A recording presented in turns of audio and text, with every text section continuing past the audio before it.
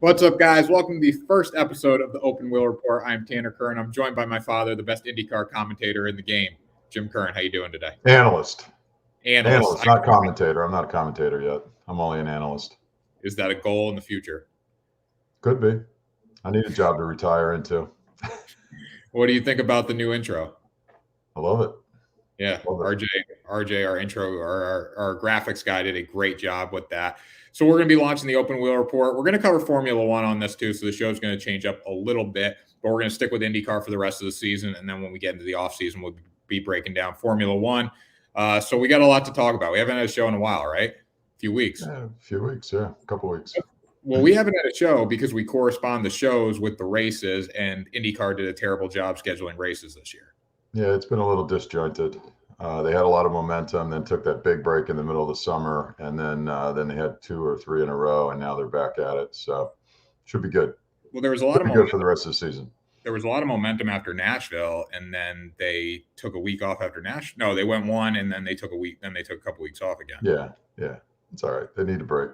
They're going coast to coast. So yeah, they're out in Portland now. Now they're on the West Coast the rest of the year, though. That's correct. So yeah. Portland, Laguna Seca, and then Long Beach. Yeah, so it should be a good finish to the season. We got 3 races left. The point standings are heating up. The drivers are ready to go. We're very excited here. So we're going to start with the point standings. Now, you were tweeting. I saw you getting after it on Twitter saying that Palou is your pick to win. Why is Palou your pick to win? He's second right now, 10 points to Pato. He's been strong all season. Picked up his first pole yesterday of his career, and he's got 2 wins under his belt. He had a really tough run for like 3 races in a row, but kind of feels like he's back in the saddle again. You know, Newgarden's my favorite driver overall, but I like Alex to potentially make up that 10 points and take Pato at this point. So it should be an exciting race because anybody could win in the top 5, but I'd say that the championship is probably going to come out of the top 3 right now. Now, Newgarden's sitting in 3rd right now with 413 points, got 2 wins on the season. Penske struggled yesterday in qualifying. Penske struggled the whole year. That's been the narrative for them. How is Joseph Newgarden going to find a way to get back on top? Well, he starts mid-pack. It's going to be difficult, but it's a long race, a lot of laps, 80 laps, I think, on an almost 2-mile course. So anything can happen. It is a road course. He's obviously well accomplished on that road course. But Alex Palou won his first race of the season back at Spark Motorsports Park on a natural course. So look for him to be strong. He's been strong all weekend. Actually, he rolled out of the trailer pretty strong, and he was leading both qualifying or both practice sessions, and then he led the qualifying, led to Firestone Fast 6. So definitely strong. So he's a precision driver. I look for him to finish well off as long as they have a successful car and doesn't break down. So ever since we went to Nashville, you've been wearing the Arrow McLaren Pato shirt nonstop, and you don't think Pato's going to win. What's your reasoning for that? I just think Palou's a little bit stronger. Pato's had a great season. Arrow McLaren's strong. If it wasn't for the fact that Palou he struggled there for 3 races in a row. He had a penalty. 2 out of the 3 races, he had grid penalties for equipment and engine issues. And then he had an engine issue in itself. So it's one of those things where I just think he hit a really bad streak of luck.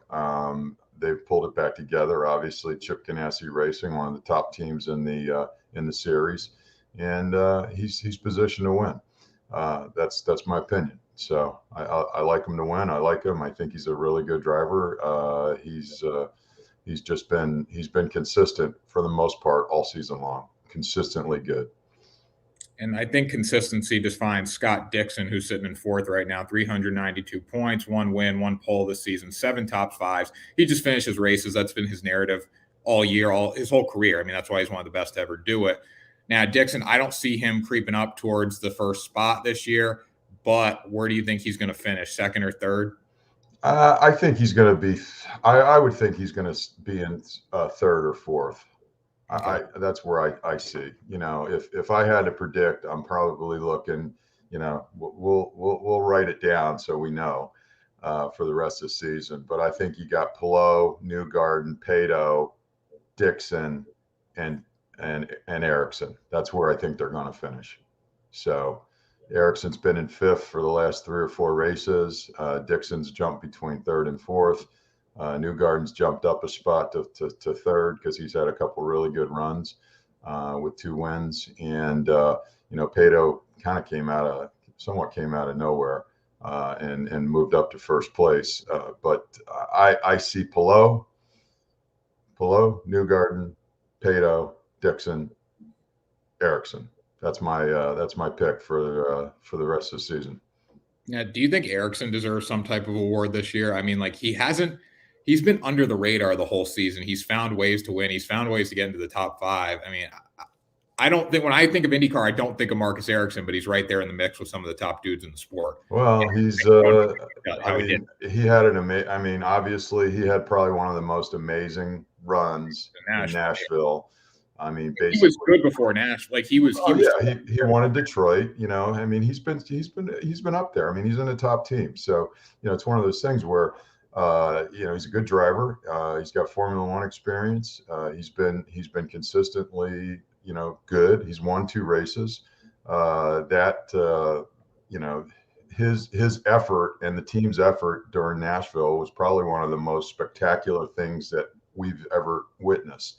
I mean, basically gets launched 30 feet in the air in the first or second lap, or I don't even know what it was. It might have been the 5th lap. And after that, they just came back and went basically from last place to first over the course of the run. I mean, just amazing effort overall. So and quite frankly, and we'll get to it in a minute, but he's not signed yet for next year.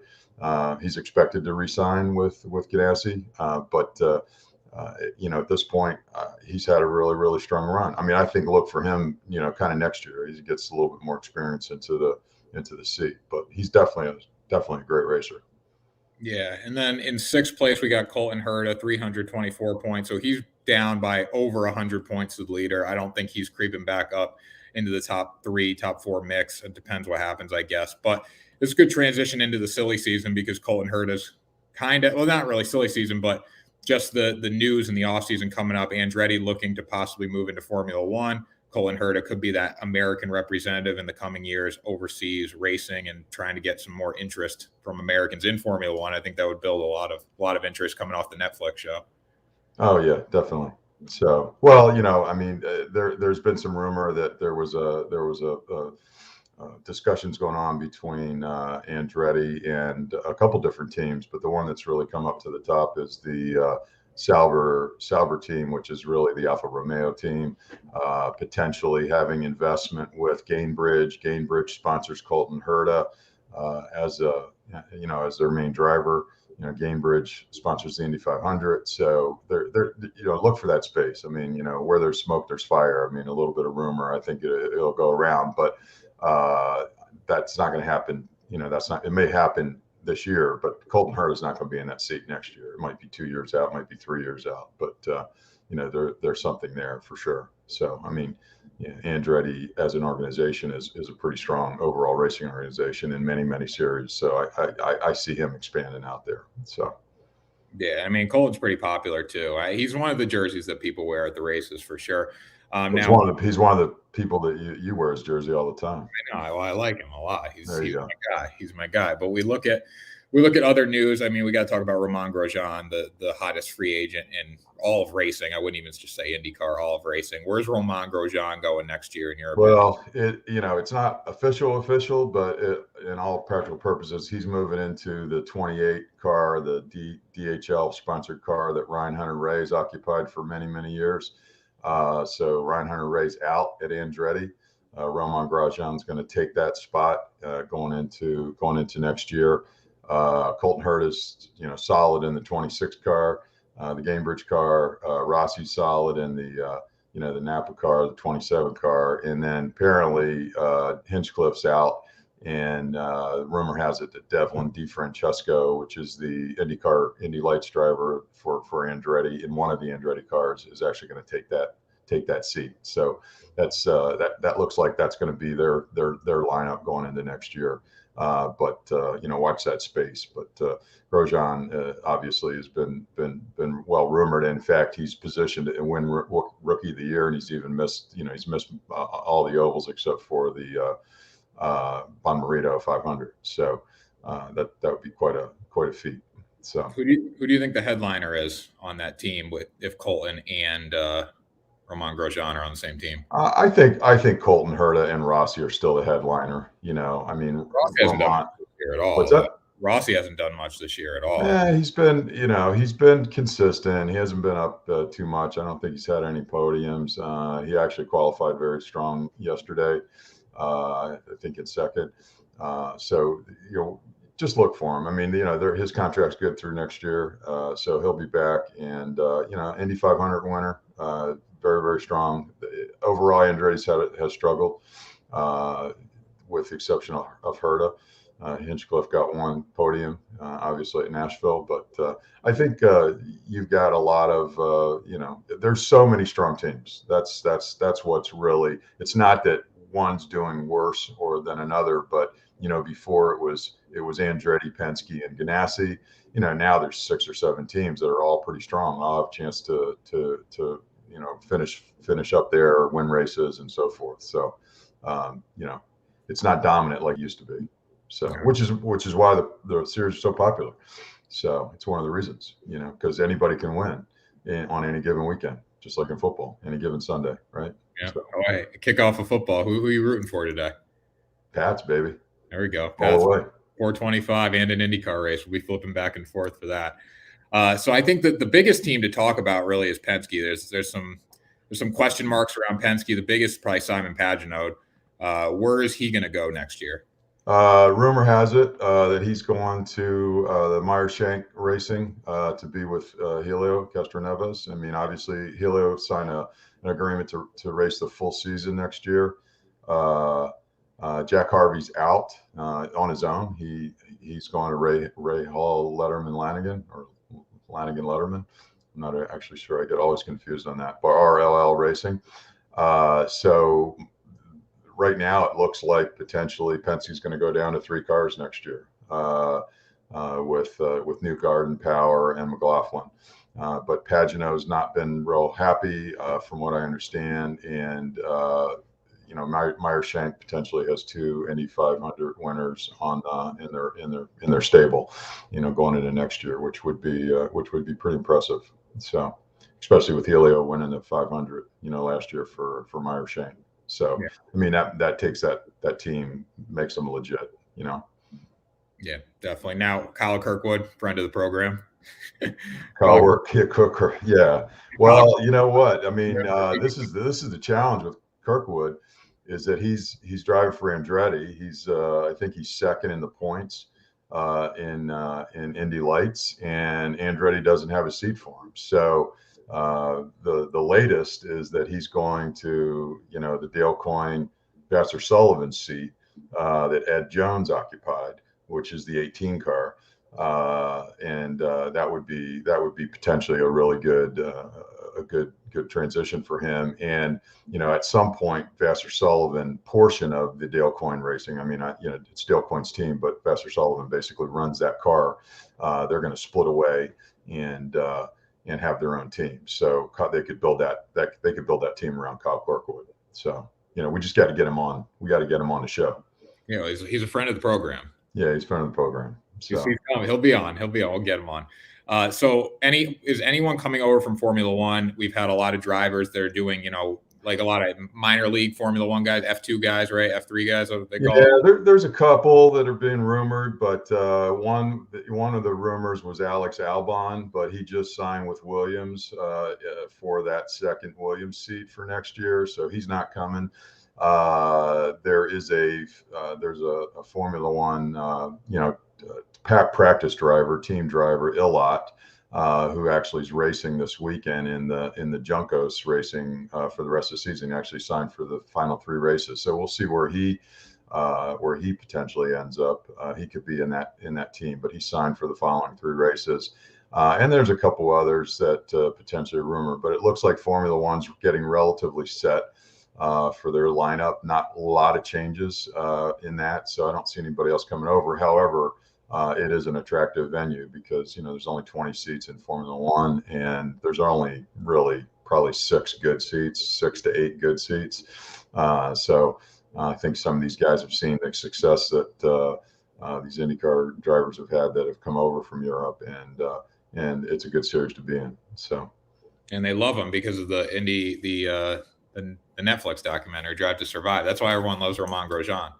Yeah, it's one of the reasons. It's definitely one of the reasons. And they're filming their 4th season of it right now. And next week, I think it's Wednesday, there is a documentary on Netflix coming out about Michael Schumacher, which has been a long-awaited show. So that'll even be more interesting. So we're all looking forward to that hitting the airwaves next week. So that's enough about Formula One. We got to get back to the IndyCar. It's Open Wheel Report. We're talking about both in the off. Yeah, I know. But you know what? We're just peppering in some. We're doing some teasers here on the Formula One side. So we're going to go big time over the winter. But anyway, let's concentrate on these final 3 races in the IndyCar season. Any other silly season news before we move into the Grand Prix? Well, you know what? One of the interesting things that came up this week, and I guess I didn't know, but apparently Chip Ganassi Racing is set for next season, with exception of Ericsson. But Jimmy Johnson's coming back. He's got a 2-year deal. He makes so much money for him. I mean, he probably is one of them. He's probably does more merch than every driver combined. Yeah, he might be. Yeah, there's no doubt. But he did get an oval car test. What's interesting is you've got Palou, and you got Dixon, and you got Ericsson and Johnson as full-time drivers. Johnson didn't run the ovals. Tony Kanaan came in and ran those for them, but Tony Kanaan's actually set with them for next season for the oval races.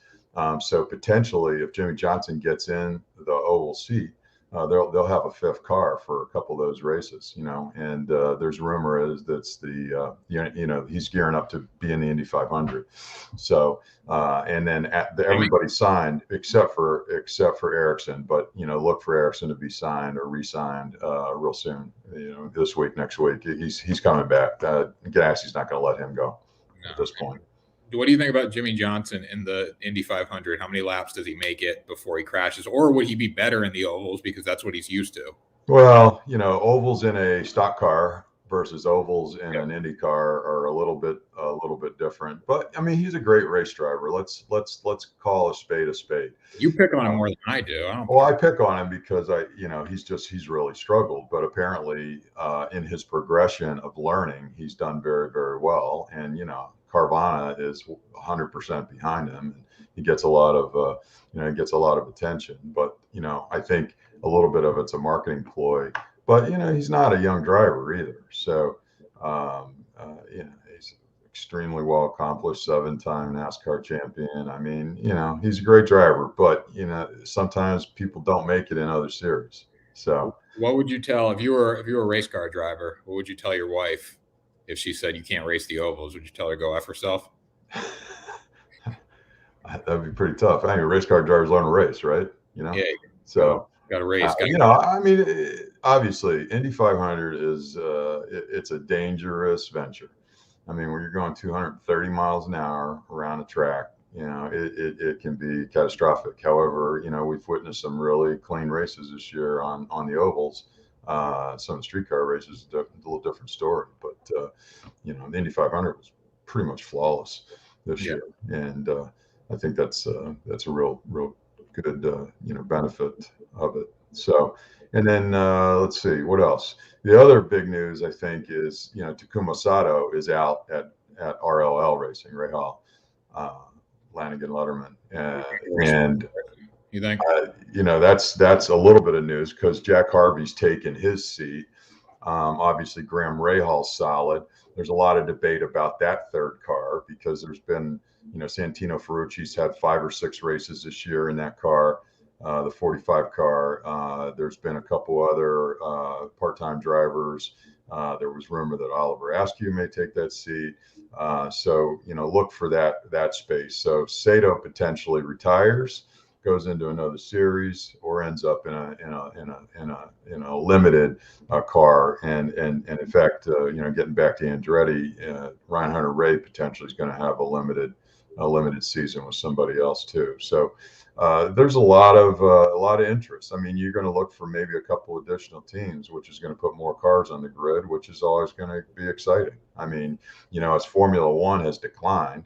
I mean, they used to be 24, 26 cars, and they're at 22 for a number of years. Now they're down to 20 cars. IndyCar is growing in popularity. So obviously not quite as expensive to get into, but a lot more opportunity for drivers that want to drive, and racers that want to race. So look to have consistently 24 to 26 cars. The one race had 28 this year. You obviously got 33 at the Indy 500, but overall, very, very popular series, and it's going to continue. So, yeah, I think that's about. Well, the other thing worth mentioning is Dale Coyne, 100% driver turnover. Again with Romain Grosjean leaving, he's always been popular with looking at European drivers bringing in the seat. He had Palou 2 years ago. Then Palou gets signed by Ganassi. There's a possibility he's going to bring in another driver.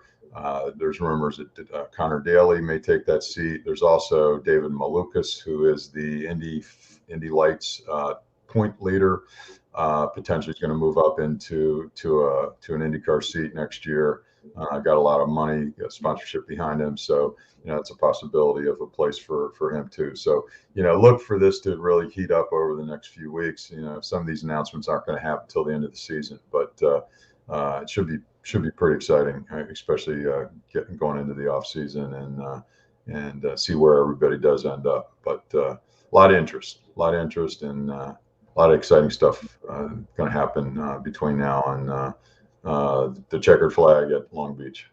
Yeah, definitely. So we got the Grand Prix of Portland today, 110 laps, 216 miles, going to be a long race, 12 turn, 1.964 mile natural road course. It's relatively flat, but there are several spots for passing. This is according to the IndyCar website.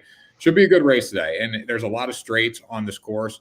So, I mean, depending on the weather out there, we should have a relatively clean race. But again, people are trying to make some moves at this point in the season, which could lead to some crashes. Hey, car racing and crashes go together, unfortunately, and some people go to watch the crashes. So, that's a sad part about the sport, but it's always exciting. You got people that are pretty aggressive.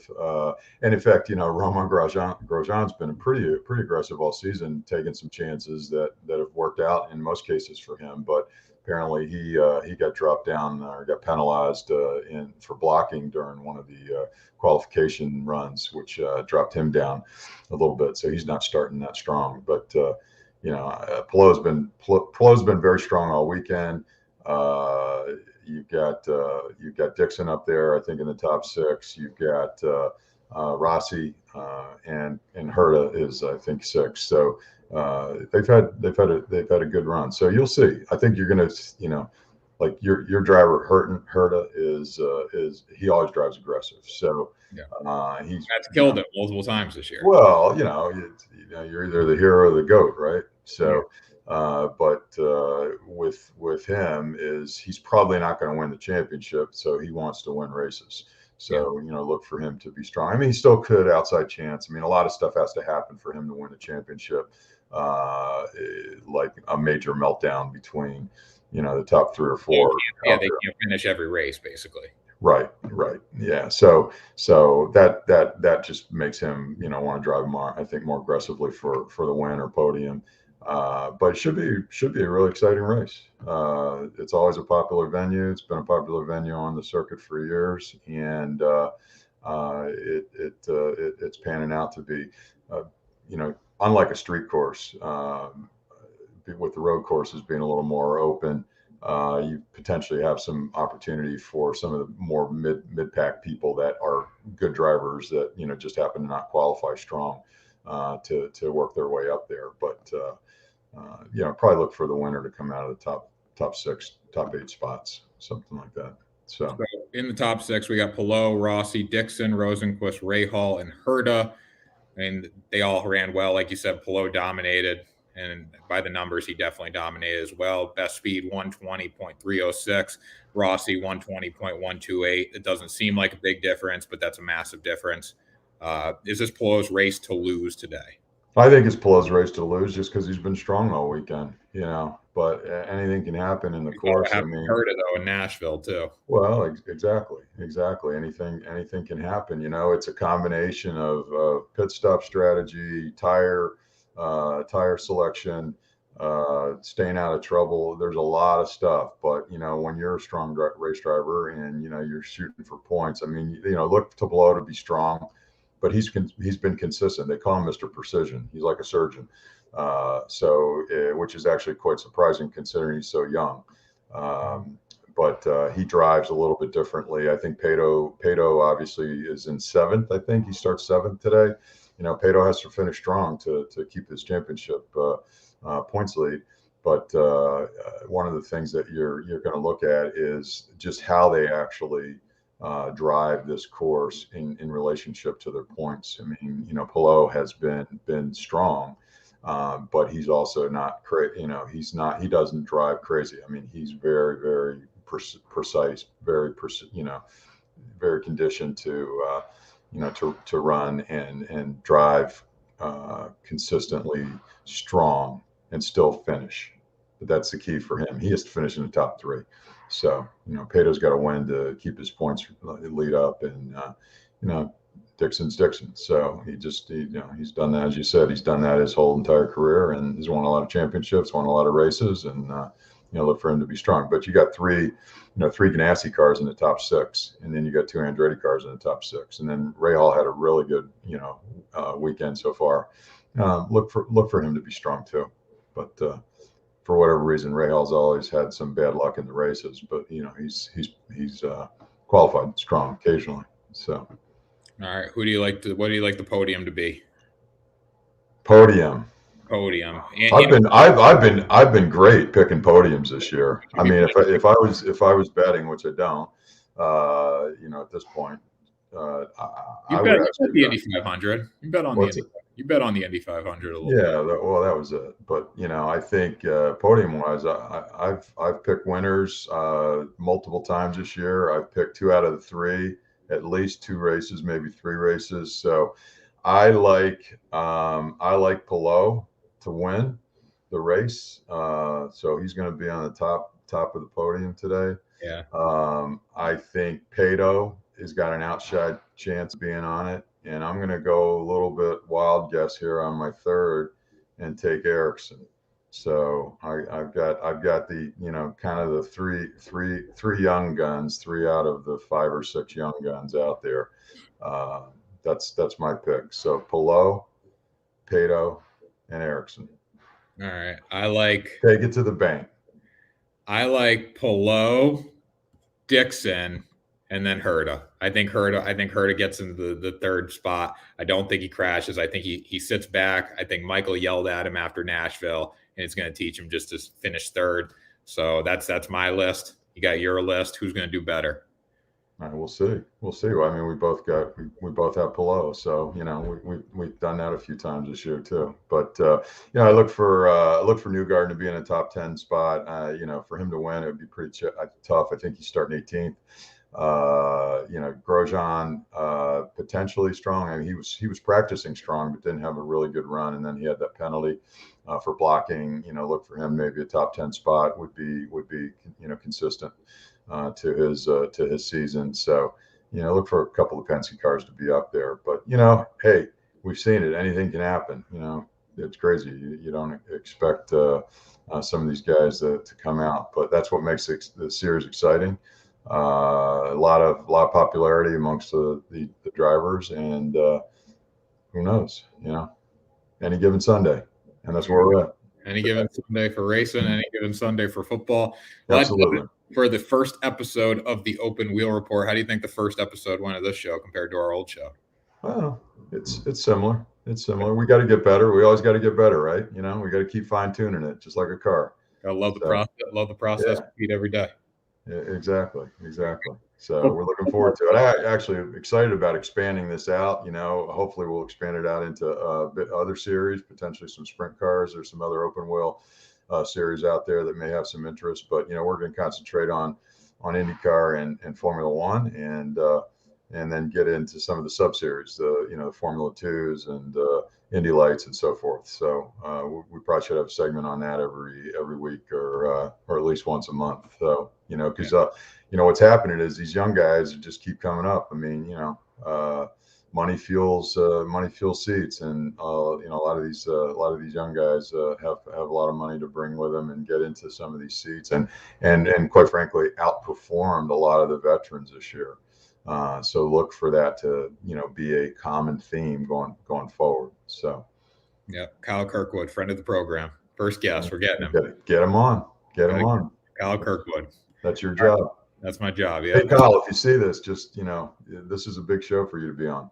So yeah, Kyle, this is the show that's going to escalate you to the top of the NTT IndyCar series next season when you come on the off season. All right, Marky, thanks for the MLB link. Good luck today, guys. People love the picks.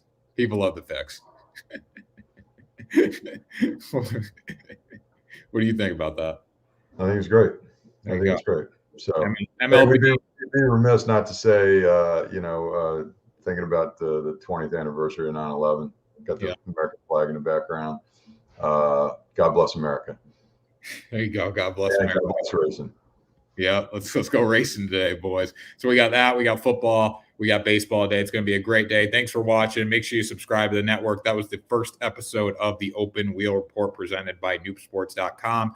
For more IndyCar content, check out Noob Sports and our YouTube channel. Thanks for watching, guys. Have a great day.